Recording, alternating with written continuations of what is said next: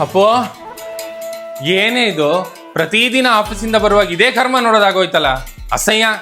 ಹೋಗೊಂದು ಲೋಟ ನೀರು ತಗೊಂಬ ಹೋಗು.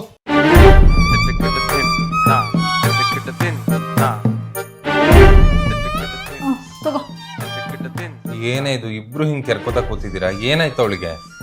ನಿನ್ ಮಗಳು ಸ್ಕೂಲಿಂದ ಬರ್ತಾ ಹೇನ್ ಹಚ್ಕೊಂಡ್ ಬಂದಿದ್ದಾಳೆ. ಅವಳದೇನೋ ಸರಿ, ನಿನಗೇನಾಗಿದೆ? ನೀನ್ ಯಾಕೆ ಹಿಂಗ್ ಕೆರ್ಕೋತಿದ್ಯಾ? ಅವಳ ಜೊತೆ ನಾನು ಇರ್ತೀನಲ್ಲಪ್ಪ, ಅದಕ್ಕೆ ಈ ಪ್ರಸಾದ. ನಿಮ್ ಜೊತೆ ನಾನು ಇರ್ತೀನಿ ತಾನೆ, ನನ್ ತಲೆಗೆ ಏನಕ್ ಬಂದಿಲ್ಲ? ಈ ಬಾಯ್ ತಲೆಗೆ ಸೂಸೈಡ್ ಮಾಡ್ಕೊಳಕ್ ಬರತ್ತಾ ಏನು? ಇಷ್ಟೇನಾ ಪ್ರಾಬ್ಲಮ್?